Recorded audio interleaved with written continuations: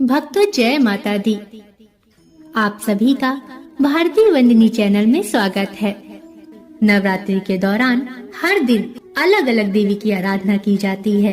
अतः नवरात्रि के इस पावन अवसर पर हम आपको प्रतिदिन 9 देवियों की रोचक कथा सुना रहे हैं। इसके साथ ही हमारे चैनल पर सभी मनोकामनाओं को पूर्ण करने वाली श्री दुर्गा सप्तशती के अध्यायों का पाठ भी प्रतिदिन किया जा रहा है।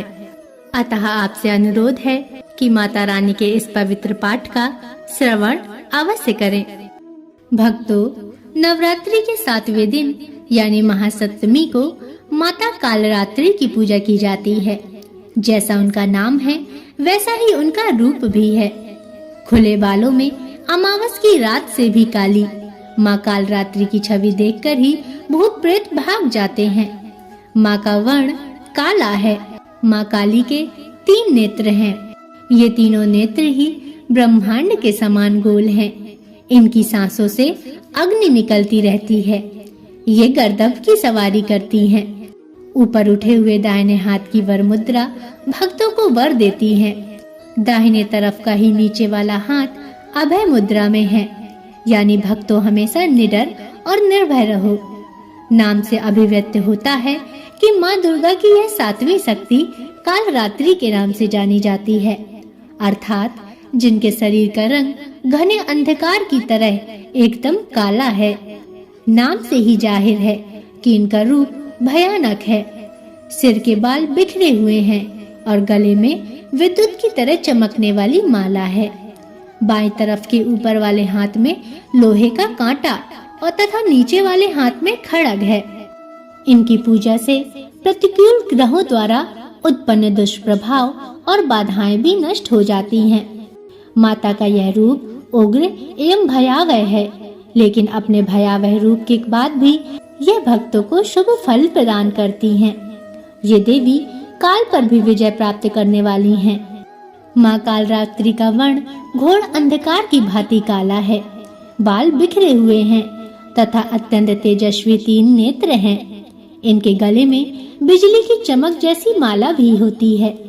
माँ के 4 हाथों में से 2 हाथ अभय मुद्रा और वर मुद्रा में होते हैं तथा शेष दोनों हाथों में चंद्रहास खड्ग अथवा हंसिया एवं नीचे की ओर वज्र यानी कि कांटेदार कटार होती है। माता के तन का ऊपरी भाग लाल रक्तिम वस्त्र से एवं नीचे का भाग बाघ के चमड़े से ढका रहता है। इनका वाहन गर्दभ यानी गधा होता है।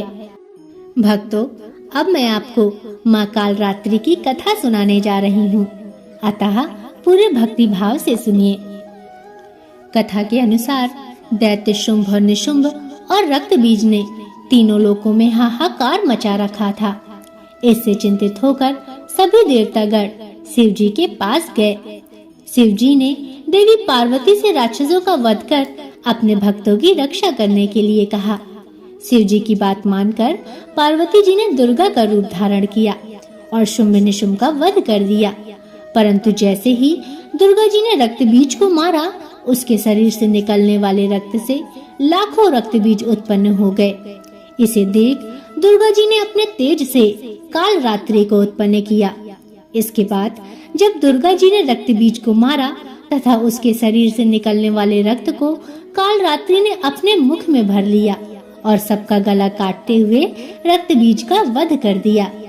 इनका रूप भले ही भयंकर हो, लेकिन ये सदैव शुभ फल देने वाली माँ है, इसलिए ये शुभंकरी कहलाई।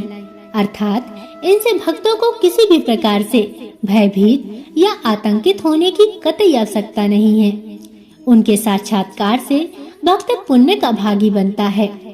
कालरात्रि की उपासना करने से ब्रह्मांड की सारी सिद्धियों के दरवाजे खुलने लगते हैं और तमाम असुरी शक्तियाँ उनके नाम के उच्चारण से ही भयभीत होकर दूर भागने लगती हैं। इसलिए दानव, दैत्य, राक्षस और भूत प्रेत उनके स्मरण से ही भाग जाते हैं। अंधकारमय स्थितियों का विनाश करने वाली शक्ति माँ कालरात्रि हैं।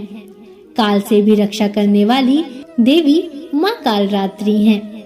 ये देवी ग्रह बाधाओं को भी दूर करती हैं और अग्नि, जल, जंतु, शत्रु और रात्रि भय दूर हो जाते हैं। इनकी कृपा से भक्त हर तरह के भय से मुक्त हो जाता है। नवरात्रि के 7वें दिन माँ कालरात्रि की पूजा अर्चना की जाती है। माँ कालरात्रि की पूजा करने से शनि दोष समाप्त होता है। 7वें दिन देवी के इस रूप को गुड़ अर्पित करने से बाधाओं से मुक्ति मिलती है।